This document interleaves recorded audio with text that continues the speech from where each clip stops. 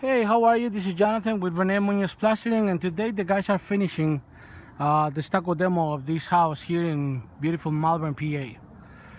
I explained you that the other day I was recording exactly in this position. I told you that this wall, I was guaranteed that this wall was not gonna have any kind of damage. And as you can tell, it doesn't have any damage. I didn't see the inspection report. I just knew that there was nothing wrong with that wall. The reason why there's nothing wrong with this wall, and the reason why there's nothing wrong with other walls, is because you see that corner right there. That wall right there is in good condition. The reason why stucco fails, it doesn't fail because of the stucco itself. It fails because of the way stucco is being installed, and I want to show you why. So, like I said, this wall doesn't have any openings, it doesn't have any windows, it doesn't have any higher wall where the Kika flash inverter is meeting there. It doesn't have anything that makes the wall fail. But throughout the house, I already showed you that we have some damage. As you can tell, we have damage under the windows. Normally, the paper, these windows, they have a flange. But sometimes the paper is installed backwards.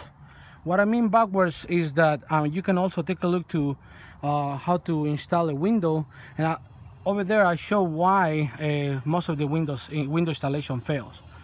First of all, look, this window is missing a flange there. You can see the damage that we have there. Over here we can see that the ice and water shield or self-adhesive membrane was installed over the flange, not behind the flange. And then this window right here, the plywood is completely gone. So basically there is no plywood because of the damage.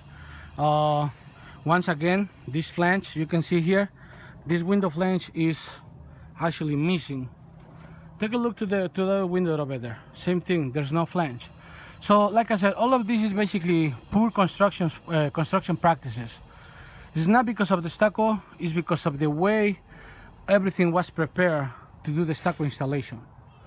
So this wall is intact. There's absolutely nothing wrong with it. Over here, same thing.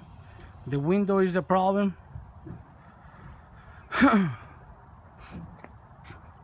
You can tell here,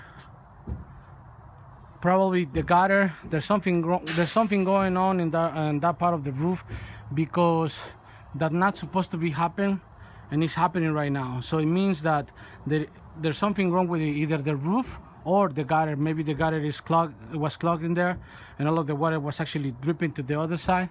So that's something to consider here. As you can tell, you literally can see the garage sheetrock in here. So all of this, when we do an stucco remediation, what we do is that all of this is going to have a piece of metal. You can also see one of my videos, which is called stucco remediation to siding, and I explain you, and you will see what we do as far as metal goes there.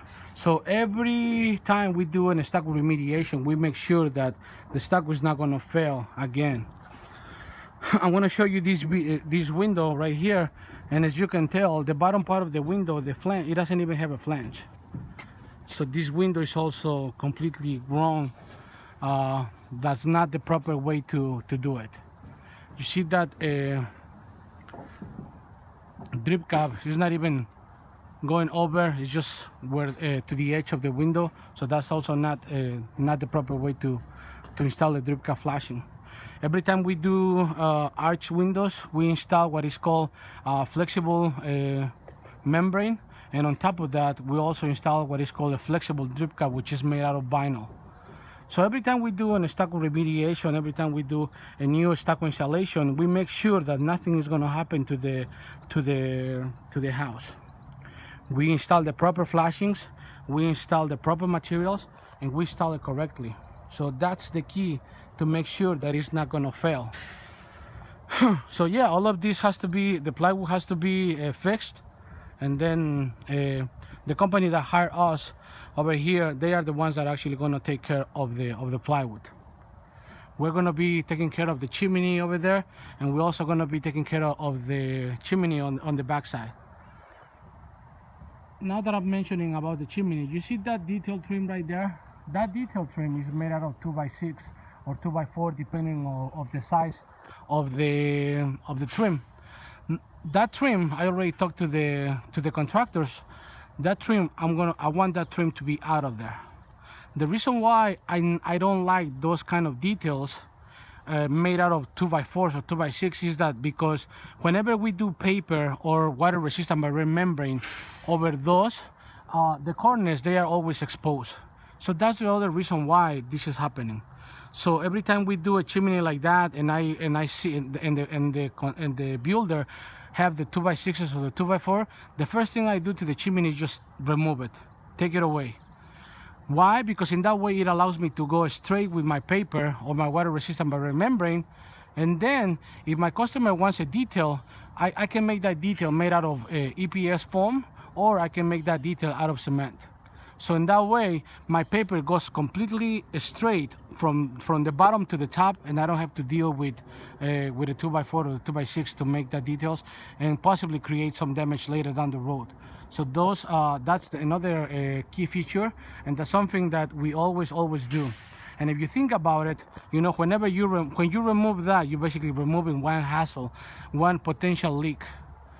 Because we're going to install the paper, but the paper now is not going to have some bends and cuts in the corners. It's just going to be one straight piece of paper from the bottom to the top, and we don't have nothing to worry about. So you'll see the way we're going to fix it. Okay, so this is Jonathan signing out. Let's go to the garage. The garage, everything is fine. There's nothing wrong with it.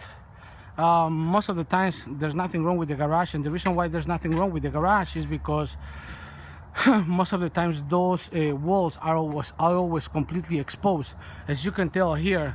And that's another thing, and didn't mention about this. Bushes, trees, landscape in general, always try to keep it away from the wall. Yes, the house looks beautiful, but it doesn't allow the walls to actually breathe. So do not have your bushes pretty close to the wall.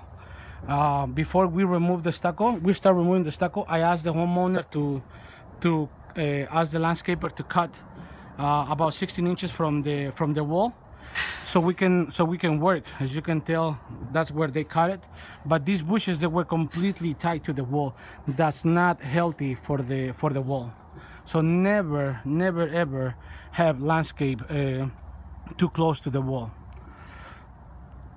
I've seen beautiful houses with beautiful landscape, but since the landscape is too tight to the walls, instead of helping the house, yes, the house looks beautiful, but it doesn't allow the house to it doesn't allow the house to actually breathe.